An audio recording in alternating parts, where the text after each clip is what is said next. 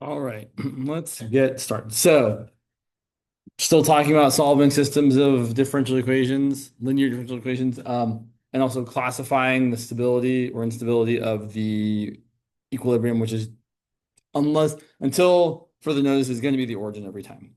Let me fix Siri. Much better. Okay. So, if you see kind of this phrasing, we're not asked to solve the system. We're just asked to analyze the stability. What that really means to us is all we have to do is find the eigenvalues. So what we're going to do here is find the determinant of A minus lambda I. That's just going to be the determinant of the matrix -4 minus lambda, 2, -5, 3 minus lambda. Let's see, multiplying that out, we're going to get -4 minus lambda times 3 minus lambda minus 2 times -5, and we're setting that equal to 0. So let's see what we've got here. This is going to become lambda squared. And then you have a -3 lambda plus 4 lambda. That's going to be plus lambda. We have a -12 plus 10 is going to be -2. In this case, we are fortunate in that it does factor. It factors as lambda plus 2 times lambda minus 1. So we get eigenvalues that are -2 and +1. And since the eigenvalues are real and are opposite signs, that means we definitely have a saddle. So 0, 0 is a saddle.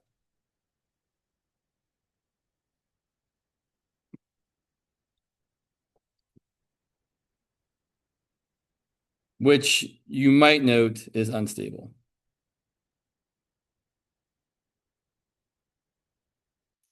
So if we're talking about stability or instability, saddle is unstable typically. Why don't you all try the next one? So for the following matrix, do the same sort of thing. We'll have, sure, that one's fine. Okay. The matrix is A equal to 6, -4, -3, 5. Go ahead and find the eigenvalues, then make a classification or yeah, decide whether it's a saddle, a stable node, an unstable node. Those are our options currently.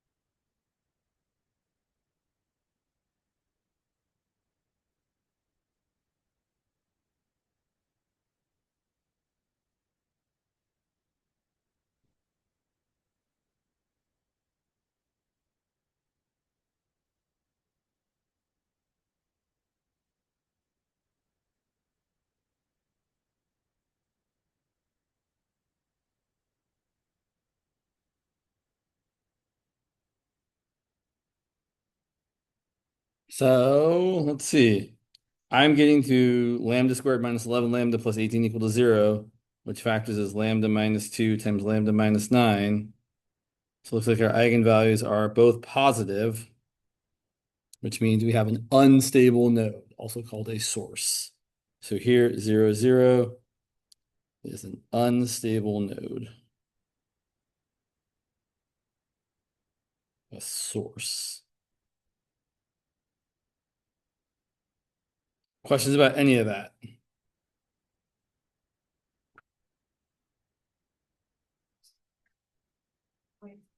Correct. I'll specifically say along the eigenline. Other arrows will also point away, but specifically on the eigenline, which we don't know at this point, they point directly in the direction of the line. Whereas other arrows don't follow a straight line path. They kind of curve or something. Yeah. Sure. Well, we're about to cover the third one. So let's look at one more example here. Let's say our matrix was -3, -1, 1, -6. So besides those three, we're gonna learn more. Yes, we are. But we have to talk about other stuff first. And we'll pause for a second. So here, again, same sort of deal. If we take the determinant of -3 minus lambda, -1, 1, -6 minus lambda, and set that equal to 0, we're going to end up with -3 minus lambda times -6 minus lambda minus -1 times 1 equal to 0. Multiplying it all out, we've got lambda squared plus 6 lambda plus 3 lambda is plus 9 lambda. And plus 18 plus 1 is plus 19. And since the only way to multiply the 19 with integers is with 1 and 19, or -1 and -19, there's no way that's going to add up to 9. So this doesn't factor. So here we have to use the quadratic formula. So our eigenvalues are going to be -b plus or minus the square root of b squared minus 4 times a times c, all divided by 2 times a, which ends up equaling, let's see, we've got -9 plus or minus the square root of 81 minus 4 times 9, well, let's see, 4 times 20 is 80, so 4 times 19 is 80 minus 4, which is 76. Divided by 2. So we end up getting -9 plus or minus the square root of 5, all divided by 2. For sure, we know that -9 minus the square root of 5 over 2 is a negative number. And -9 plus the square root of 5 divided by 2. Well, since the square root of 5 is smaller than 3 for sure, -9 plus a number smaller than 3 is still going to be negative. So both lambda 1 and lambda 2 are negative here. And if both eigenvalues are negative and real, I should say, you can't really say, if I say a number is negative, it had to have been real, right? If you're talking about complex numbers like 3 plus 2i, it's not a negative or a positive number. It has a positive real part. But if I say a number is negative, it's just like, oh yeah, it's a real number. I'm still going to say it, but like, FYI. So then, since both eigenvalues are negative, we have a stable node.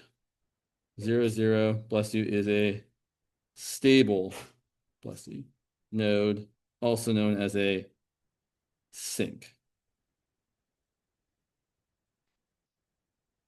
As a reminder, what you should be thinking about when you're writing this down is that, oh yeah, we know that our general solution, recall, the general solution to the system of equations is x of t, y of t equal to c1e to the lambda 1t times v1 plus c2e to the lambda 2t times v2. So if both eigenvalues are negative, it makes sense that e to the negative number times t gets smaller and smaller and smaller, closer and closer to 0 as time goes on. And if both of these are negative, both of these values get closer and closer to 0, so we approach the point 0, or let's say the point 0, 0. Whereas if either of these are positive, one of those is going to blow up to infinity, so you're not going to get closer to 0, 0 here. So that's what's really happening when we're looking at the eigenvalues. Like, oh yeah, if the eigenvalues are negative, the things in the general solution go to zero. If the eigenvalues aren't both negative, the things in the general solution get very, very large or very, very negatively large. So that's why we're able to make these conclusions or this analysis just based on the positive or negativeness of the eigenvalues.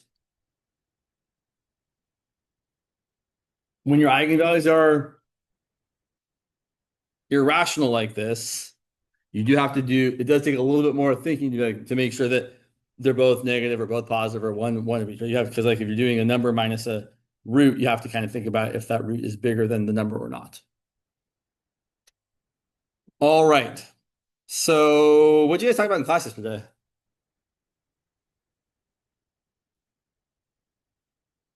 What's that? Have you started talking about imaginary things yet? Well, we spiral. Okay. Okay. Okay. Let's do that because so I mean pretty much so I will say you should spend time practicing general solutions. So like just in fact let's go ahead and look at this last one because the words. This previous one we just did is kind of gross, but let's go ahead and do it anyway because I think it's good practice. So let's say for the matrix A equal to -3, -1, 1, -6. Let's find the general solution. You don't need an apostrophe there. Oh well. It's not a spelling class. Let's find the general solution. So we already found the eigenvalues, right? We found lambda 1 comma 2 equal to -9 plus or minus the square root of 5 all divided by 2, which is kind of gnarly, right? It's not going to be fun to deal with. This is a case where I wouldn't find the eigenvectors in the same way I have been. So normally, when I find the eigenvectors, I do this. So typically, I would suggest finding the eigenvectors by doing your matrix times your eigenvector that you're trying to find equal to your eigenvalue times your eigenvector that you're trying to find. But this gets kind of messy. I will write it down here. You don't need to write it down because we're going to do it a different way. But let me just show you. If we try to do this, we're going to have -3, -1, 1, -6 times the unknown eigenvector equal to our lambda. Let's do the -9 plus 1 first. -9 plus root 5 all divided by 2 times your unknown eigenvector. And not that you can't do it this way, but it gets messy, right? If I look at the first equation, I have -3x minus 1y equal to -9 plus root 5 all divided by 2 times x. And then combining the x's together gets to be a bit of a mess. It's totally doable. Now, I'm going to do it this way just to show you how you can do it this way, but I'm going to do it the other way as well. So what's something I could do to make this equation less terrible to deal with?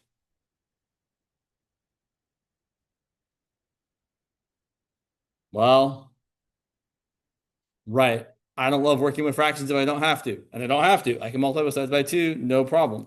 So I can rewrite this as -6x minus 2y equal to negative. I am actually going to distribute the x as well to make it less terrible, equal to -9x plus the square root of 5 times x. Mostly just so I can add the 6x to that part there.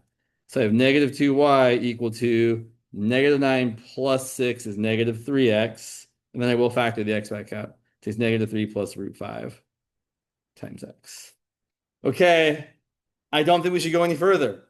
I'm going to use the thing I said before, which is that if you have a multiple of y equal to a multiple of x, you can say that x is the coefficient of y and y is the coefficient of x. So one option for our eigenvector here is going to be x is -2 and y is -3 plus root 5.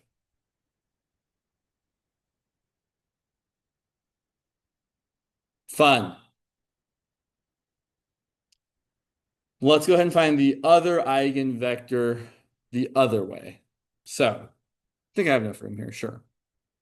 So this was for lambda 1 equal to -9 plus root 5 over 2. We will see something kind of cool here. For lambda 2 equal to negative 9 minus root 5 over 2. Instead of doing it as A times your eigenvector equals lambda times your eigenvector, we're going to do it as A minus lambda I times your eigenvector equal to the 0 vector. 1 second, let me fix something here.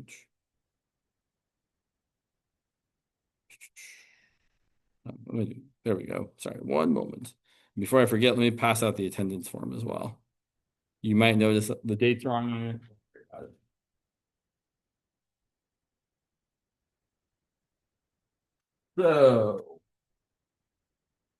So here, we're just going to subtract the eigenvalue from the diagonal spots, right? Just like we subtract lambda from each of the diagonal spots to find the eigenvalues. Now we're just going to do that here. So here's again, the messiness is we're just really we're just transferring where the messy part of this equation is. It's still going to get messy at some point. Oh well. So here, I'm going to have negative 3 minus my lambda, which is negative 9 minus root 5 all over 2.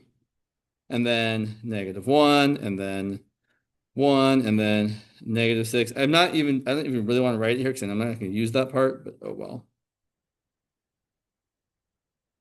All of that times the eigenvector that we're looking for equal to 0, 0. Now here's what's nice about this. After we do the first equation, we're essentially going to have a multiple of x and a multiple of y already kind of good to go here. So we're going to say it's all this times x. I am going to get a common denominator here and say this is negative 6 over, I don't know why I'm writing a bracket here. That's totally unnecessary. I'm going to have negative 6 over 2 plus 9 plus root 5 all over 2. All of that times x plus negative 1 times y equal to 0. Well, that's really easy to solve for y. I'm going to say negative 6 plus 9, I have 3 plus root 5 over 2 times x equal to y. And although you could stop here and say that x is 1 and y is 3 plus root 5 over 2, I think it's nicer to not have a fraction at least. So I would rather say 3 plus root 5 times x is equal to 2y. And so my eigenvector here is going to be x is equal to 2, y is equal to 3 plus root 5.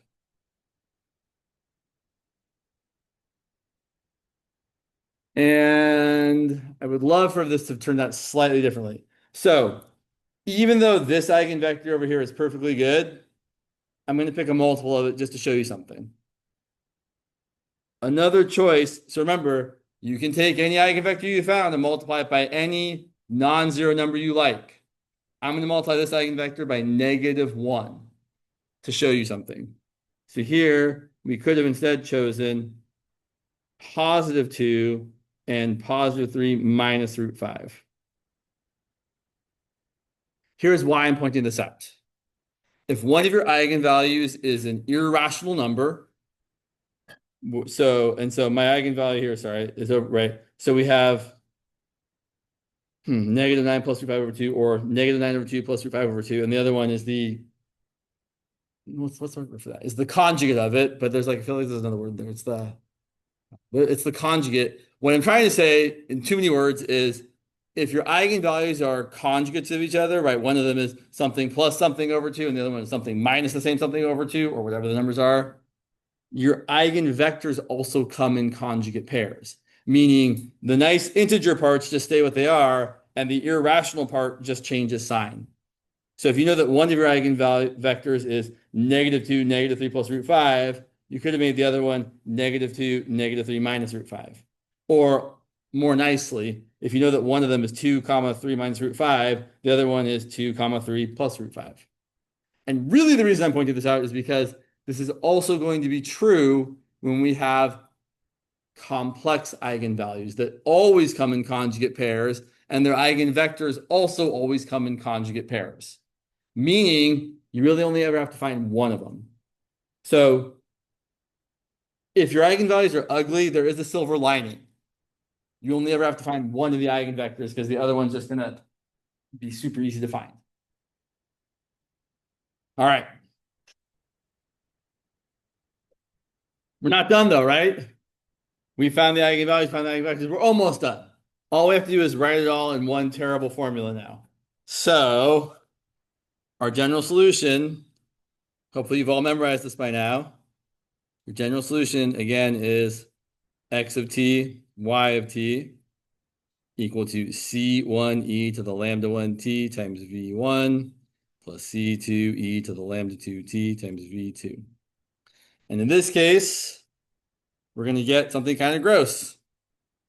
Our x of t, y of t is going to end up equaling, let's see, c1 e to the, our lambda 1 was negative 9 plus root 5 over 2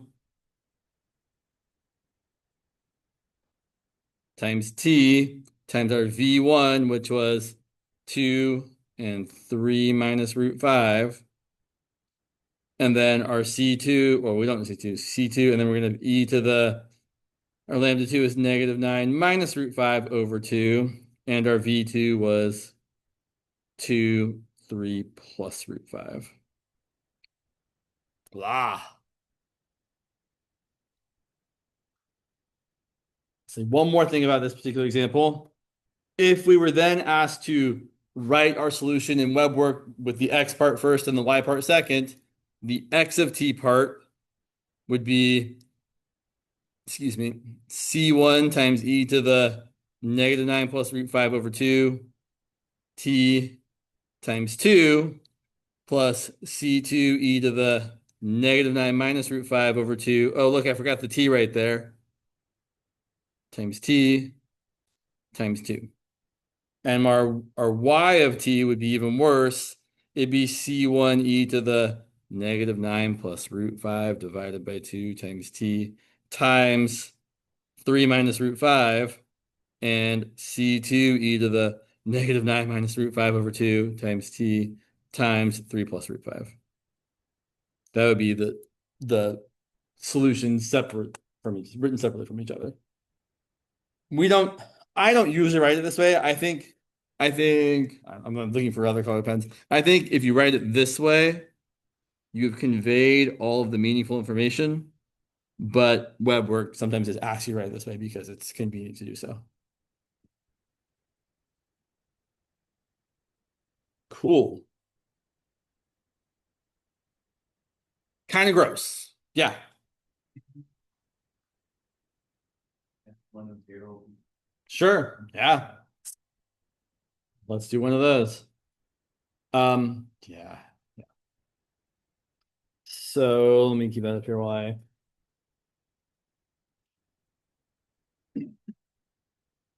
let's go ahead and let me do one thing real quick here. Not you, not you, not you.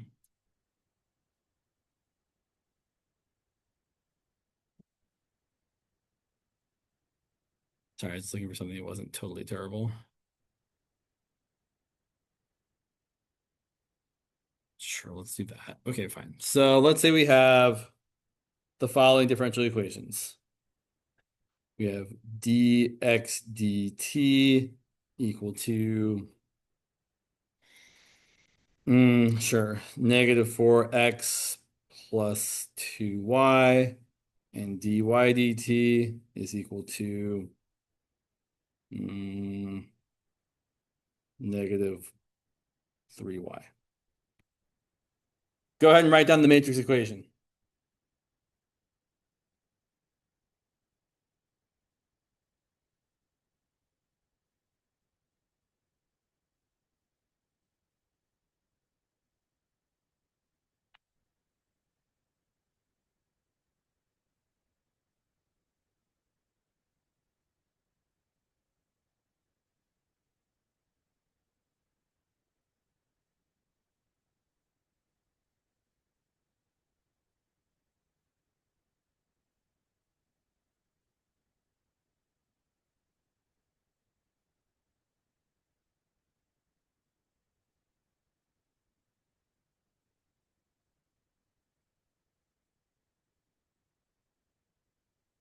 Okay, my matrix A, negative 4, 2, 0, negative 3. Right? There isn't an x there, so the x coefficient is just 0.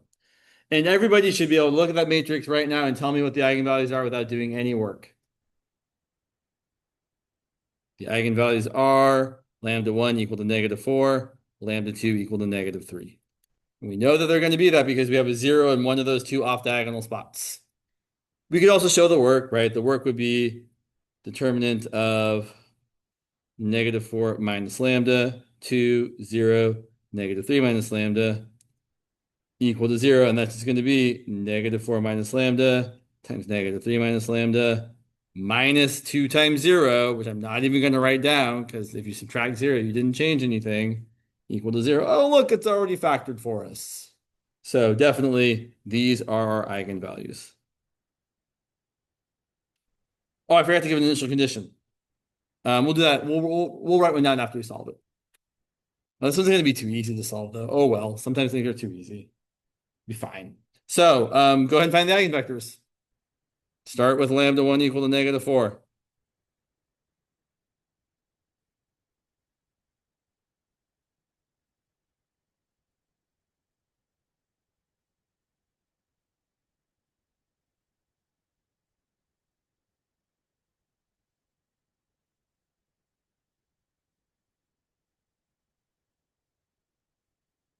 So I would encourage you, even though I'm doing this slowly, you should try to do it on your own and not look at what I'm doing.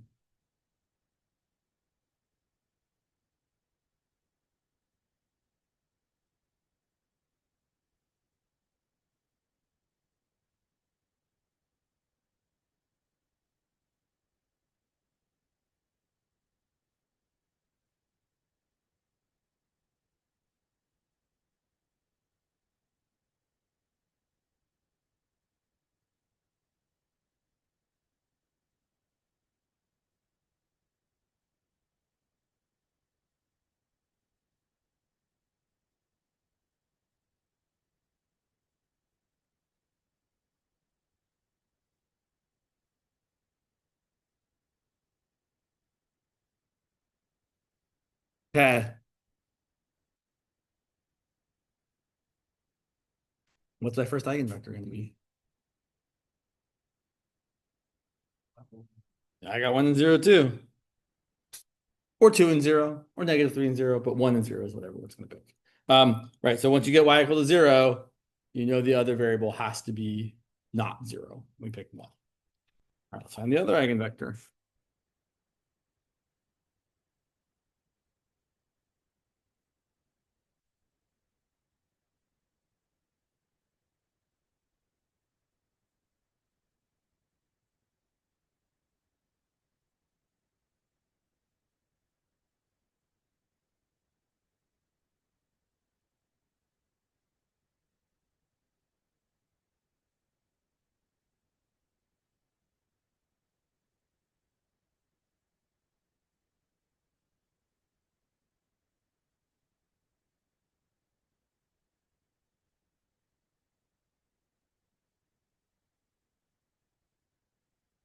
So typically with these matrices that are triangular, you're always going to get one of the eigenvectors to be either 1, 0, or 0, 1.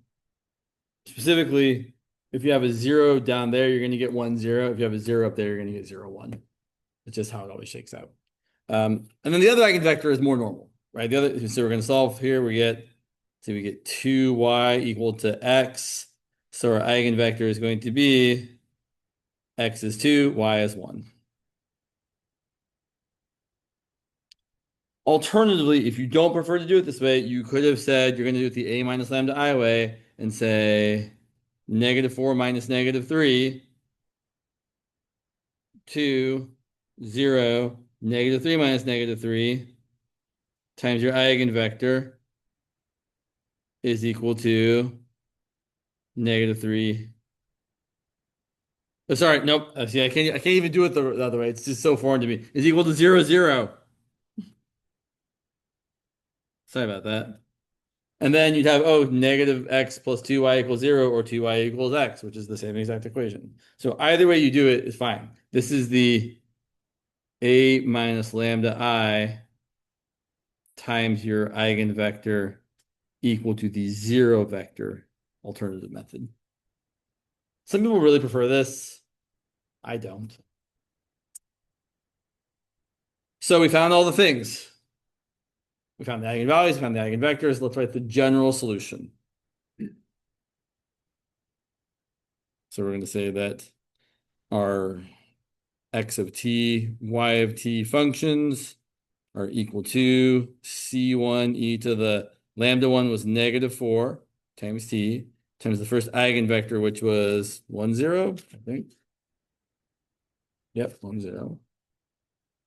Plus c2 e to the lambda 2 times t, which is -3 times t times v2, which is 2, 1. And now let's go ahead and say that we know that, sure, x1 of 0, sorry, x of 0, not x1, I'm not using x1s, I'm sorry. X of 0 is equal to 4, and y of 0 is equal to 1/2. Using that information, we want to find our constants C1 and C2. It's usually pretty straightforward. It's especially not terrible in this example. So, but I'm gonna let you all do it. So you all should do it. Find your C1 and your C2 by plugging in 0 for t and 4 for x and 1/2 for y.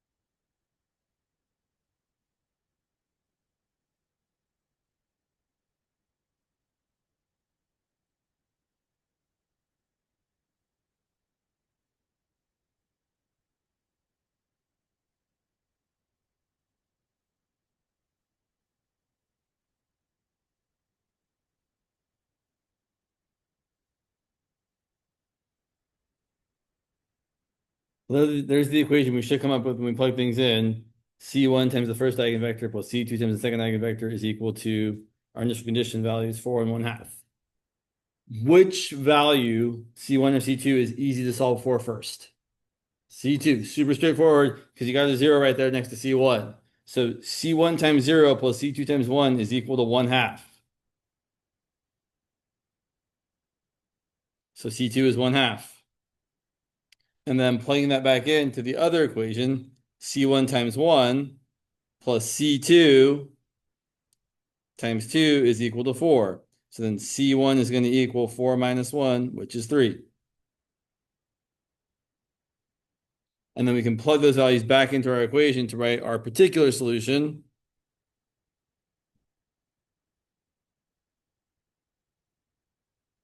Which is going to be, let's see, xy equal to, geez, sorry about that, is 3 times e to the -4t times 1, 0 plus 4 times e to the where is C2? 1/2. Okay, one of those numbers I've written down. Sorry about that. 1/2 e to the -3t times 2, 1. More importantly, do we have a stable node, an unstable node, or a saddle?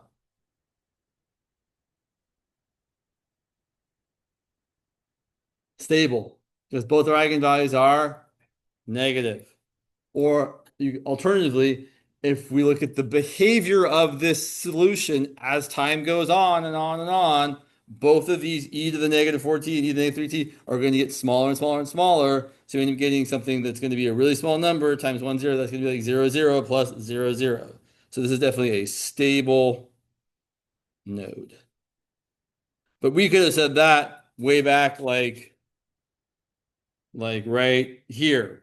Once we had lambda 1 equal to -4 and lambda 2 equal to -3. That's enough information to say, oh yeah, we have a stable node or a sink. Cool. So again, you should practice doing that. There's definitely a few of these problems. I think on your next homework assignment, or is this the current one? This is the one that's due tomorrow at midnight. Oh, Halloween. Wow. Super kind. So this one's due tomorrow, and it looks like you have one. Nope, not one. Looks like you have one, two, three. No, that's not that either. Sorry, I'm looking at the wrong spot. It looks like you have one. Nope, not either. No, there's a couple. There's problems 8, 9, and 10 and 11 all look like this sort of process. Some of them are, so I'll point out 8 and 9 are super straightforward because they're going to be upper or lower triangular. So you'll have that nice kind of easy situation we had here where you have a 0 either there or there. And it's relatively fast to find the eigenvalues and eigenvectors and your constants, your coefficients, because yes, you have initial conditions there. Problems 10 and 11, less so. Right, problem 10 and 11, your eigenvalues are going to be a little bit less nice, or at least less easy to find immediately, but still same sort of deal. So I would definitely recommend practicing those problems in full because like you are going to have a problem like that on your next exam. Like it is, I guess it's not a guarantee, but it's a guarantee. Like I would be willing to bet thousands of dollars that this one of those 4 questions or something like it would be on your next exam. All right. So that said, that's not the whole story. So we got to move on to the thing that's coming up next because I don't see you guys until Tuesday. So let's talk about something seemingly totally unrelated for a few minutes, which you might have seen before, but you might not have seen before. And it's called Euler's formula. Euler's formula or identity. I think it's Euler's formula. And that name is pronounced Euler, not Euler. I used to pronounce it wrong all the time when I was unknowing, but now that I know it's pronounced Euler, it's pronounced Euler. So here's the thing we need to know. I'm going to tell it to you and I'm going to tell you why. So e to the I times theta, where I is the imaginary root, right? It's the I is the square root of -1 because I squared is equal to -1. This e to the I theta is equal to cosine of theta plus I times sine of theta. It's a very neat formula, and it actually gives rise to one of the most famous equations in mathematics, which is that like e to the I pi is equal to 0 minus 1 or something. And it's famous because it includes like the 5 most important numbers in math. E, I, pi, 0, and 1. Who cares? But we actually do need this formula to do the thing we're going to do once we have imaginary eigenvalues. Now, where does this formula come from? Well, I'll remind you. I'm not reminding you because you probably haven't seen this before. So, do you guys remember in 17A, like very, very briefly, you might have talked about Taylor polynomials, like for a hot second. So, there's a few Taylor polynomials that are actually super duper neat and important. They're the following. So, Taylor polynomials here. There's 3 that are pretty standard whenever you talk about Taylor polynomials, although you probably got less of a treatment in that class. So there is a Taylor polynomial for sine of x. Sine of x is equal to the infinite sum of x to the first over 1 minus x cubed over 3 factorial plus x to the fifth over 5 factorial, and so on forever and ever and ever. Odd power over odd factorial, alternating signs. I think this is worth exploring just for a moment. So I just want to show you this because I do think it's kind of cool. So if you graph sine of x, you're like, well, how is this polynomial going to be a function that doesn't like get infinitely big or infinitely large? Well, let's take a look. So here's sine of x. And then I'm going to start graphing my Taylor polynomial. Okay, so not a very good approximation except for really close to the origin. But if you start adding on terms like minus x cubed. Is that a z? Did I write a z? How did I write a z? That's smart. Minus x cubed divided by 3 factorial. It's a better approximation. And if you add on another term like plus x to the fifth over 5 factorial, it's better and better. And if you do this forever, you get this polynomial that is actually the sine function. It's kind of neat. I think it's really neat. I feel like I made a mistake there. It feels like it got worse. I guess not. Anyway, so look at how good that is, right? It's good for quite a bit of the sine function, right? You're like, yeah, that's looking pretty nice. And this is true for kind of any of the functions I talk about, whether it's sine or cosine or e to the x. Its infinite Taylor expansion actually gives you an exact way of writing the function as a polynomial. It just has infinite terms, which is kind of annoying, but take what you can get. So sine of x is equal to that. Cosine of x has a very similar pattern, except it's the even powers instead of the odd powers. So it's going to be 1 minus x squared over 2 factorial plus x to the fourth over 4 factorial minus x to the sixth over 6 factorial, and so on and so on and so on. And it does start at 1 because x to the 0 is an even number. And then thirdly, e to the x kind of combines all of those together. E to the x is equal to, except it doesn't alternate. So it's 1 plus x squared over 2 factorial plus x to the third over 3 factorial plus x to the fourth over 4 factorial. And it just goes on and on and on.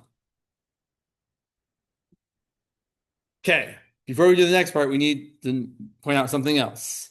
Let's look at the powers of the square root of -1. So even though I don't need to write down, I'm going to write down that it's equal to the square root of -1. I squared is -1. I cubed is I squared times I. I squared is -1. So it's going to be -1 times I, which is -I. Excuse me. I to the fourth is I squared times I squared, which is -1 times -1, which is 1. And then this cycle just keeps repeating. I to the fifth is just I to the fourth times I, which is 1 times I. I to the sixth is I squared times I to the fourth, which is -1 times 1. So we're just going to keep repeating through the same 4 values. I, -1, -I, 1. I, -1, -I, 1. I, -1, -I, 1. And so on and so on and so on forever. It's kind of similar to how like the derivatives of sine or cosine have the same sort of cycle that repeats after 4 iterations. The derivative of sine is cosine, derivative of cosine is negative sine, derivative of negative sine is negative cosine, derivative of negative cosine gets you back to sine, and the whole cycle just repeats again. Which actually is kind of a related fact to this, but not that important. So here's where we're going to use that. We're now going to, instead of expand e to the x, we're going to expand e to the I times theta. So the idea here is that we're going to replace the x with I times theta. So check this out. We're going to get 1 plus I times theta plus I times theta squared over 2 factorial plus I times theta cubed over 3 factorial. How many terms do I want to write out here? A few more. Sorry, where's my cursor? Yeah, sure. Plus I times theta to the fourth over 4 factorial plus I times theta to the fifth over 5 factorial. We'll go to the sixth term and then we'll just say dot, dot, dot. Plus I times theta to the sixth over 6 factorial. Okay, but now we're going to simplify this. So this is 1 plus I times theta. I squared is -1. So it's going to be negative theta squared over 2 factorial. I cubed is -I. So it's going to be -I times theta cubed over 3 factorial. I to the fourth is 1, so it's going to be just 1 times theta to the fourth over 4 factorial. I to the fifth is I, so it's going to be I times theta to the fifth over 5 factorial. And I to the sixth is -1, so it's going to be -1 times theta to the sixth over 6 factorial. And it goes on and on and on. Now we're going to break it up. We're going to break it up into the i's and the not i's.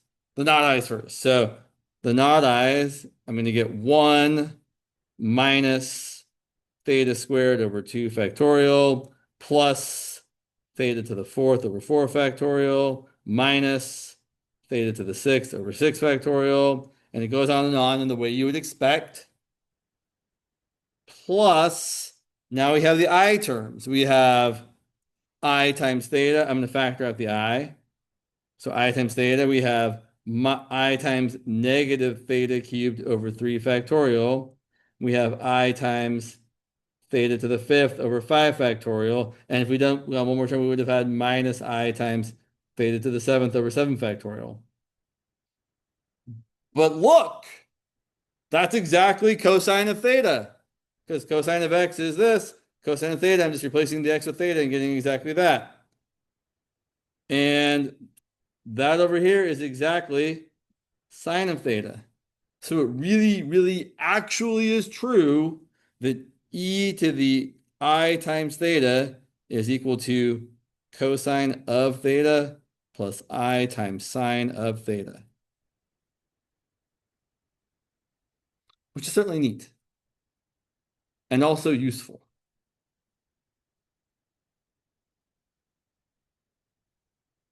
So let's see, how much do I want to say? Yeah, cool. All right. Let me give you a minute to digest that before we start doing the next thing.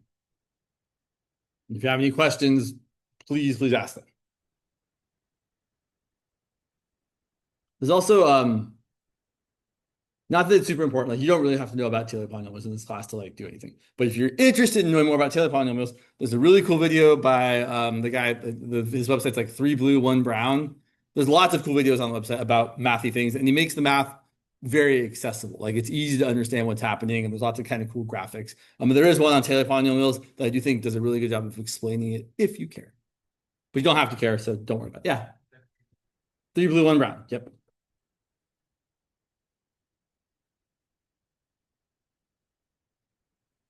Mm-hmm. Like here? Sure. So the I times theta is just I times theta.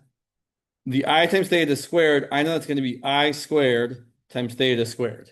But I squared is equal to -1. So that's -1 times theta squared over 2 factorial. Same deal here. This I cubed is just going to turn into -I. That's what's happening there. Welcome. All right. So let's go ahead and look at this next question. So let's start by, we'll start with this. We'll start with the classification. We want to classify the stability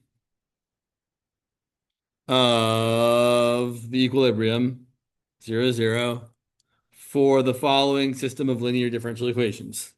For dx dt equal to -x plus 2y and dy dt equal to -3x minus y.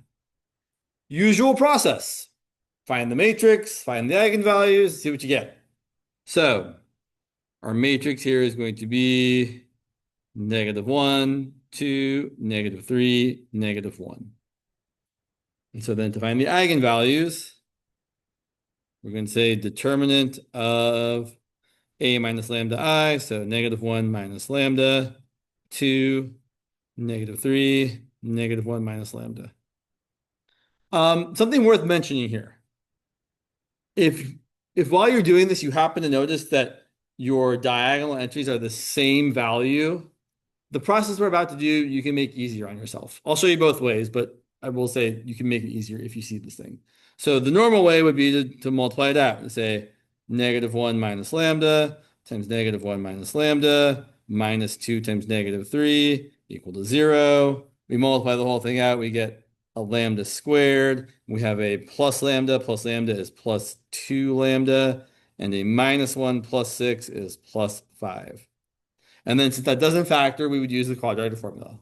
So our lambdas are going to equal -b plus or minus the square root of b squared minus 4 times a times c, all divided by 2 times a. We end up getting -2 plus or minus the square root of 4 minus 20 is -16, all divided by 2. That's going to be, so when you have a square root of a negative number, ignore the negative part for a second, if it's a nice square number without the negative. Square root of 16 is 4. The square root of -16 is 4 times I. Because it's the square root of -1, I times the square root of 16, 4. So this is going to become -2 plus or minus 4I, all divided by 2, and then divide each part by 2 to get -1 plus or minus 2I. So those are our two eigenvalues that are complex numbers. And more specifically, they are complex conjugates. So whenever your eigenvalues are complex, meaning imaginary, they always are going to be, it's always some real number plus an imaginary number and minus the same imaginary number. So our two eigenvalues are -1 plus 2I and -1 minus 2I. And those are called complex conjugates because the part that's making it complex is the part that is conjugated. Now, in this example, this won't happen every time. But again, if you happen to see this, I do think you can make your life a little bit easier. So if you happen to notice that these two things are the same thing multiplied together, you can instead do this. You can say I have -1 minus lambda squared plus 6 equal to 0. Is this better? I'm doing this. I'm like, is this going to be better? I feel like this is not going to be better. Yeah, I feel like I'm going to make this. Or did I make a mistake? I might have made a mistake. Did I make a mistake? I don't think so. Let me double check my work here. I feel like I'm making a stupid error somewhere. I'm not seeing it. Yeah, no, I definitely see that. 6. I see. I did make a mistake. Yeah, there shouldn't be a +5. There should be a +7. Bummer. All right, let's fix it. So let me show you the easier way that I was going to show you in the first place. The easier way here, if you see you've got something squared, is just to isolate that. So you have -1 minus lambda squared equal to -6. Square root both sides. -1 minus lambda equals plus or minus the square root of -6. And the square root of -6 is I times the square root of 6. Because the I is the square root of -1. And the square root of -1 times the square root of 6 is the square root of -1 times 6, which is the square root of -6. And then you can isolate lambda and say negative lambda equals 1 plus or minus I root 6.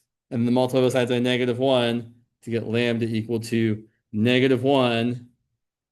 If you multiply a plus or minus by a negative, it's still a plus or minus. You're still adding it and subtracting it just oppositely, but it's still the same plus or minus I root 6. Which we would have gotten if we had used the right numbers over here. Let's show it just so we can, just to make sure you're convinced that I'm not doing something shady over here. So, just so that we can all be on the same page, what we should have had was -1 minus lambda times -1. You really don't need to write this down. Minus 2 times -3 equal to 0. And since I was going a little quick, lambda squared plus lambda is plus 2 lambda plus 1, not -1, plus 6. So really I have lambda squared plus 2 lambda plus 1 plus 6 is plus 7 equal to 0. And then when I use my quadratic formula, lambda is going to equal -2 plus or minus the square root of 2 squared minus 4 times 1 times 7, not 5, all divided by 2. That's going to be -2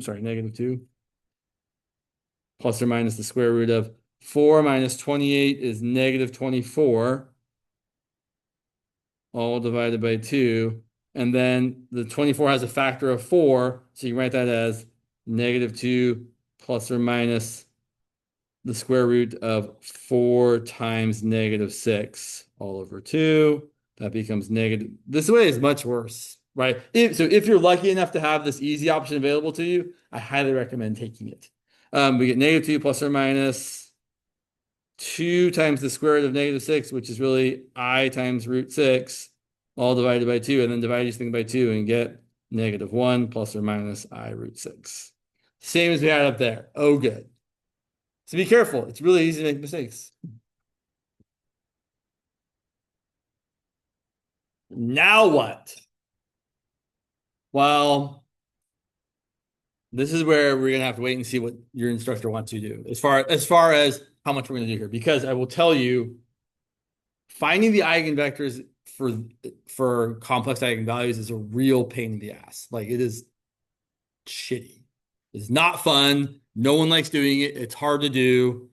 It's not impossible though. Like it's definitely doable, and it's something that can be done on an exam. And some instructors certainly ask you to do it on an exam. And some people are kind of particular about how you write your answer. So I don't want to get too into that right now, but let's talk about the answer to this question was which was oh my gosh, words, which was analyzing the stability of the equilibrium. So we're going to kind of write our general solution, but we're just going to kind of ignore what the eigenvectors are because the eigenvectors don't play a huge role in whether it's stable or unstable. It's really all about the eigenvalues, just like we've seen before. So we're just going to pretend like our eigenvectors are v1 and v2. We're not going to write down what they are, and we're going to write down our solution. So here's our general solution without finding the eigenvectors.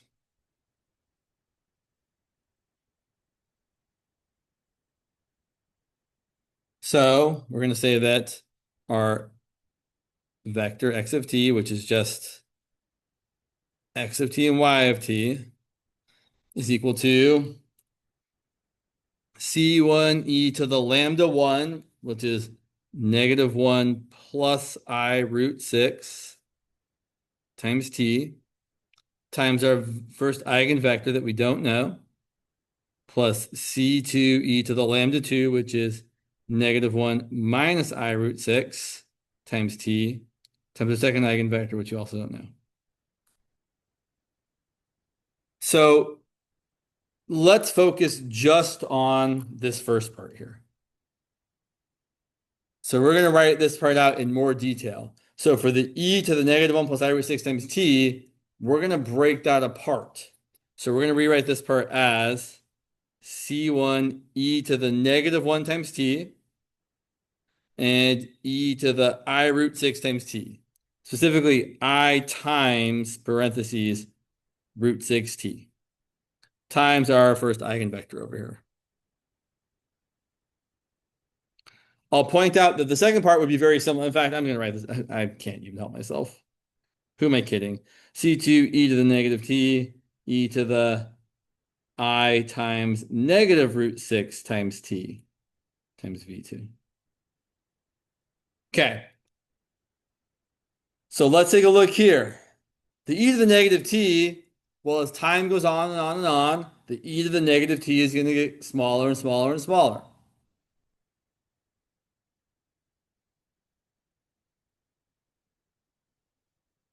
Are there questions about what I've done so far? I saw a couple like looks that made me think like people weren't seeing something or understanding something I'd written down.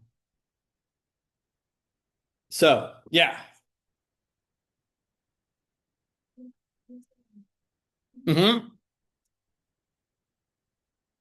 Correct. That's just coming. So, right, I have my e. I just broke it apart into e to the real part times t and e to the imaginary part times t. And I specifically wrote this part here with the I pulled out because we have a formula for e to the I times an angle, the one we just talked about.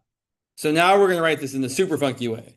We're going to write this as c1 e to the -t times, all right, e to the I times an angle is cosine of that angle plus I times sine of that angle times your first eigenvector v1 plus the rest of the stuff, which is similar, which I don't want to write down. Okay, so here's what's happening here. As we mentioned, this part here, since our eigenvalue had a negative real part, we ended up getting a negative coefficient of t, and that's going to get smaller as time goes on and on and on. So as time tends towards infinity, this part goes to 0. So we're going to get stability.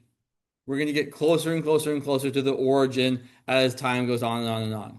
However, it's not going to be a super direct path. This part here causes oscillation. So this causes our solution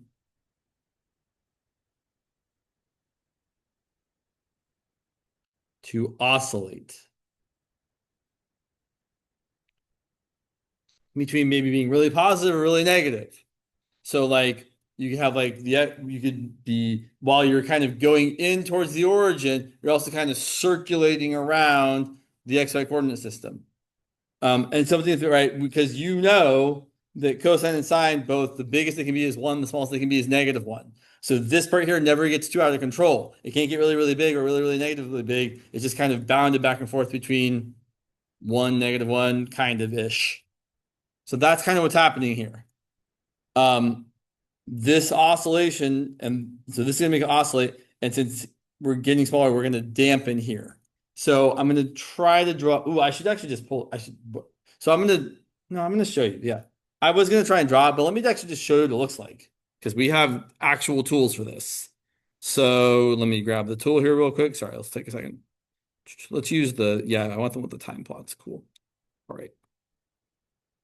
So, why are you still looking? Here we go. Sorry, one second here. So let's take a look. We want dx dt. I don't remember what anything was. Let me look back at my equations here. Dx dt was -x plus 2y. Okay. This one's a little bit finicky, I feel like. Dx dt is -x plus 2y. Nope. And dy dt was -3x minus y.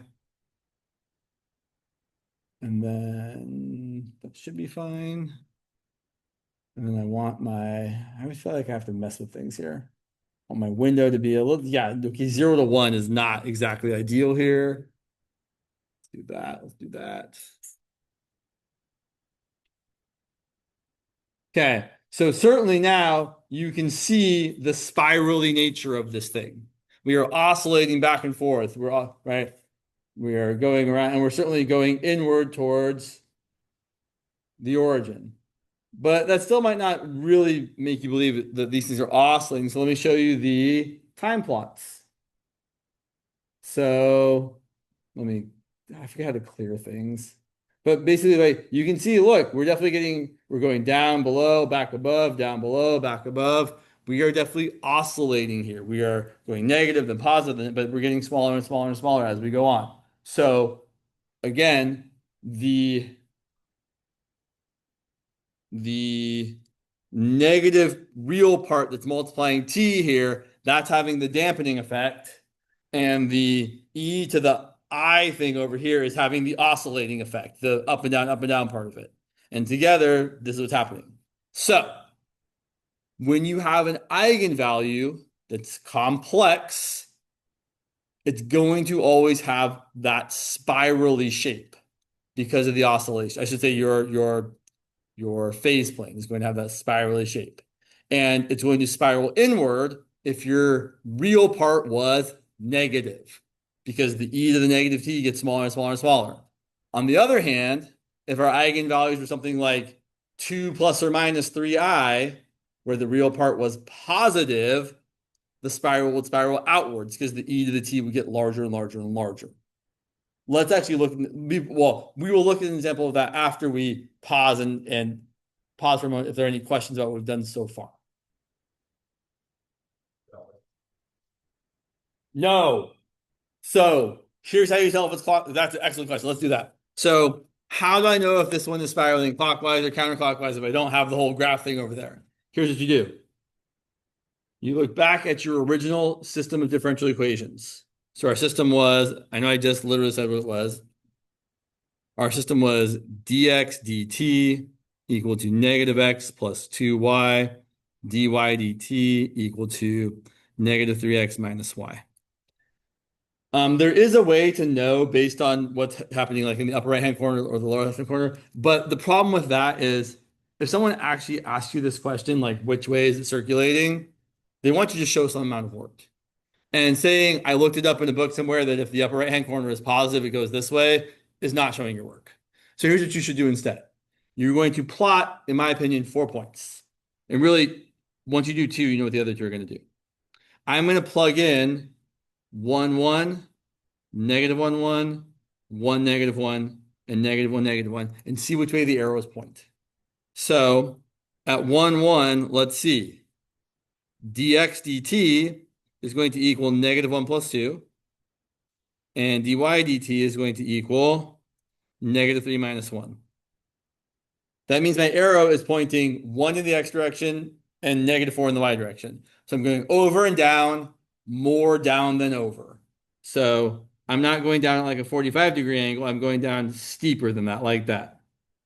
And already I'm pretty sure it's going to go clockwise. But let's do one more. So let's do 1, -1. If you do 1, -1, you're going to get dx dt equal to -1 minus 2, which is -3. dy dt is -3 plus 1, which is -2. So now we're going left and down, slightly more left than down. So it's not that, it's going to be like kind of like that. Here's the nice thing about this. These other two are kind of just the opposites of those. So if you did -1, -1, you don't really have to do the math. You should be able to know that dx dt is going to be -1 because it's -1 minus 2, which is 1 minus 2, which is -1. But literally, you're just making every sign opposite than it was before, so it should just change from 1, 1, it should change signs to opposite. So 1 should go to -1, and dy dt should be positive 4. Let's double check. By plugging in -1 and -1, I get 3 plus 1. Yep, that's 4. So at -1, -1, I'm going left 1, but up 4. I'm that point there, -1, -1. Left 1, up 4, so more up than left. And finally, this one over here should point the opposite way that one. So it should point like this. Let's double check just to be sure. By plugging in -1, 1, it's going to be dx dt equal to 1 plus 2, which is 3. No surprise. dy dt should be positive 2. It's going to be 3 minus 1, which is positive 2. So that's how you show that it's clockwise or counterclockwise, is you just plot a few points. I recommend the 4 corners of the 2 by 2 square center to the origin, 1, 1, all the ones that have ones, and then just see which way it's going.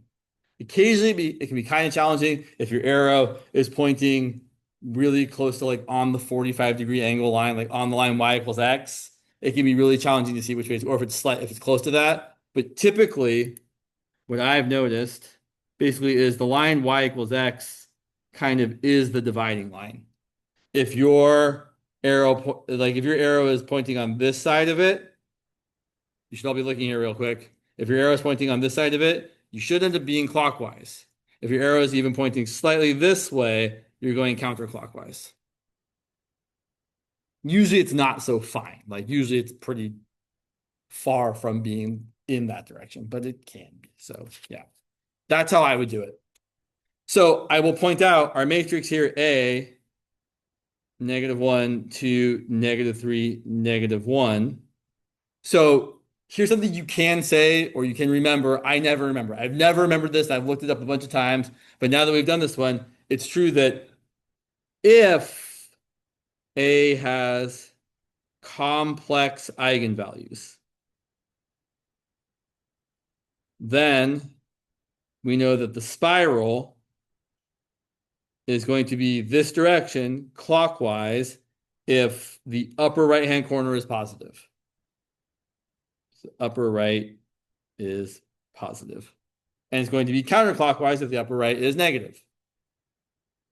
But again, I wouldn't bother putting any effort into memorizing that other than as a check for yourself, because that is not sufficient amount of work to show if you're trying to show this is what it is.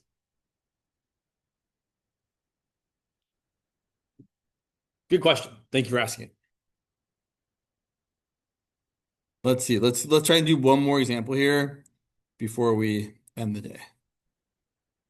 Where's my example? Is it you? Yeah, let's look at this one. Okay, cool. All right, so here's another. We'll just start with the matrix here. So, no, all right. So, yeah, let's start with the matrix. So our matrix of our system of differential equations is 2, -5, 2, 1.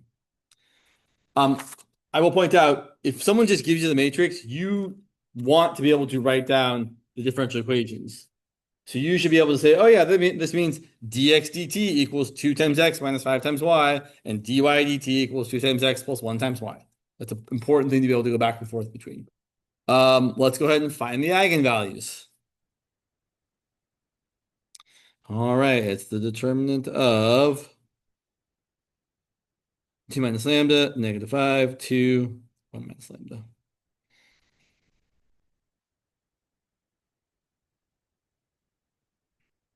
So let's see here. Let's make sure we do this right this time, James. Let's see, 2. So this is not one of those nice special cases where the two, right, the diagonal entities are not the same, so we can't do the cool thing we did last time.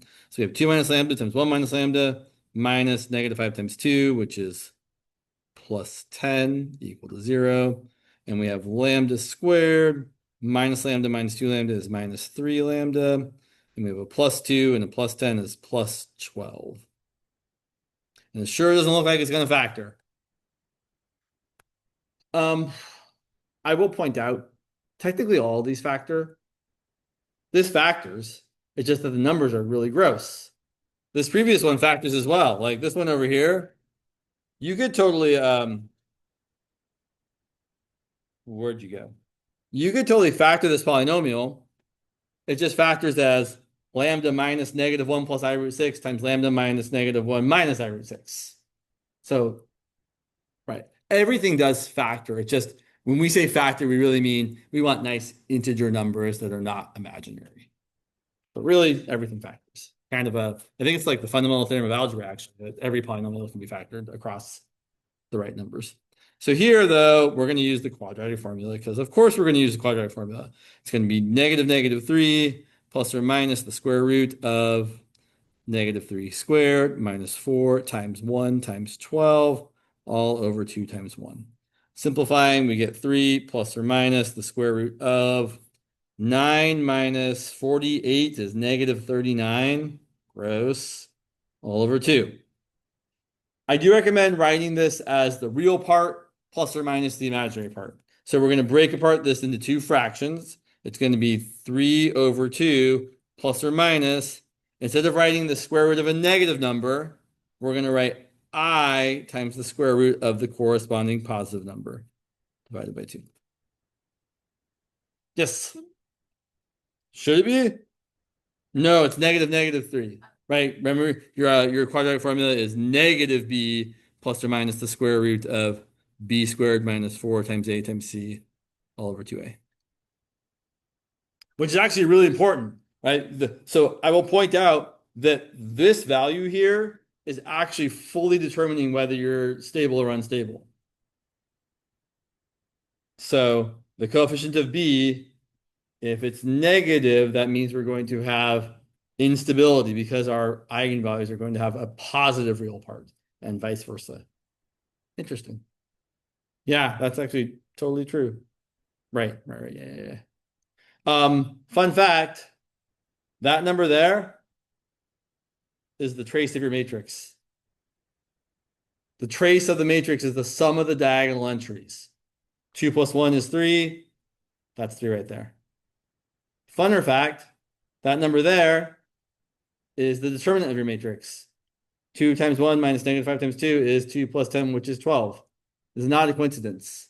Whenever you write this quadratic formula here, it's actually always going to be lambda squared minus the trace times lambda plus the determinant of your original matrix. Sometimes people use this instead as a way of finding the eigenvalues. I don't think it's really any better. Like, it's kind of great if you know you're going to have to use the quadratic formula, and otherwise it's not. Like, I'd rather just factor it if it factors. So we can talk more about this on next week because we should focus on this right now. So we can see that since our real part is positive, our real part is 3 over 2, which is greater than 0, we're going to be unstable. Because again, right, this corresponds to having e to the 3 over 2 times t in our solution. And that's going to grow larger and larger and larger. So corresponds to this, meaning it is unstable. And then, of course, the imaginary part here, that means we spiral, right? This means we oscillate, which means in our phase plane, we spiral.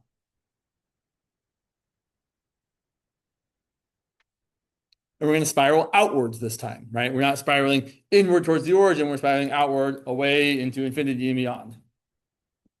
Which way do we spiral? Well, I don't remember. So we do the same thing still.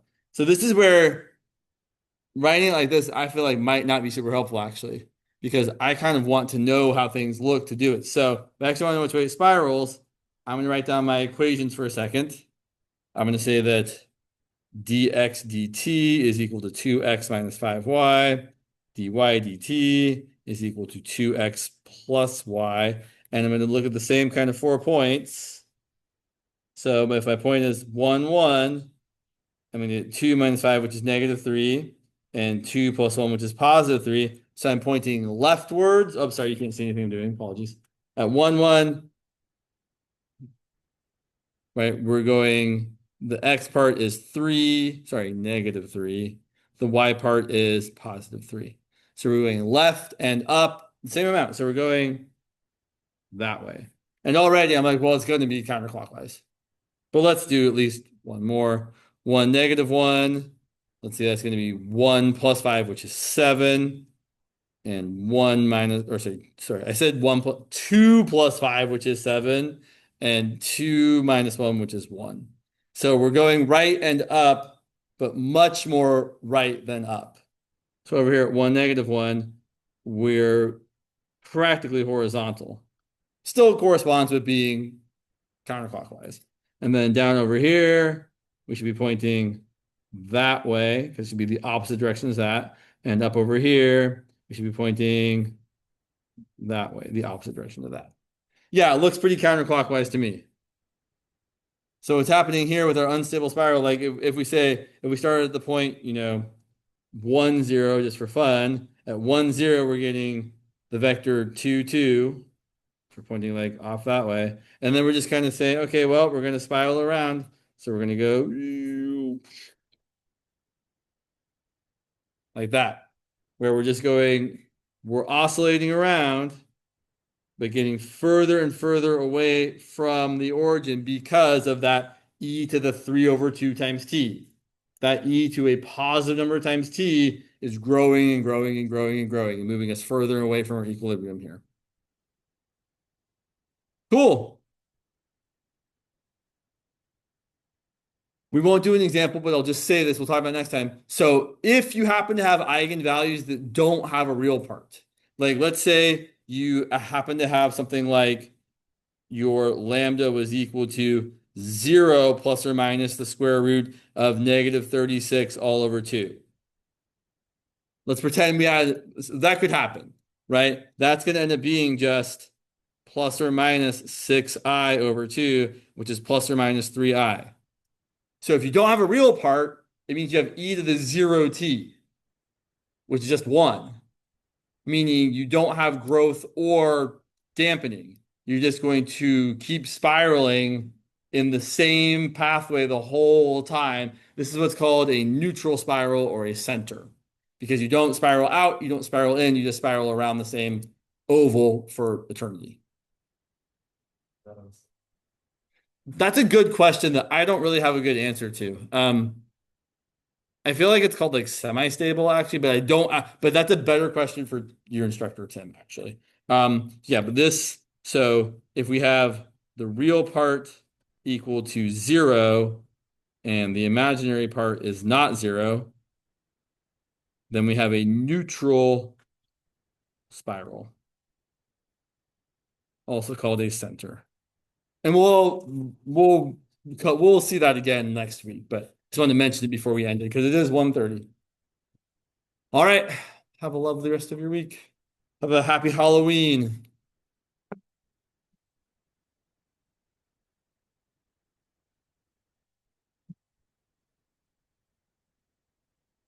Thank you. Appreciate it.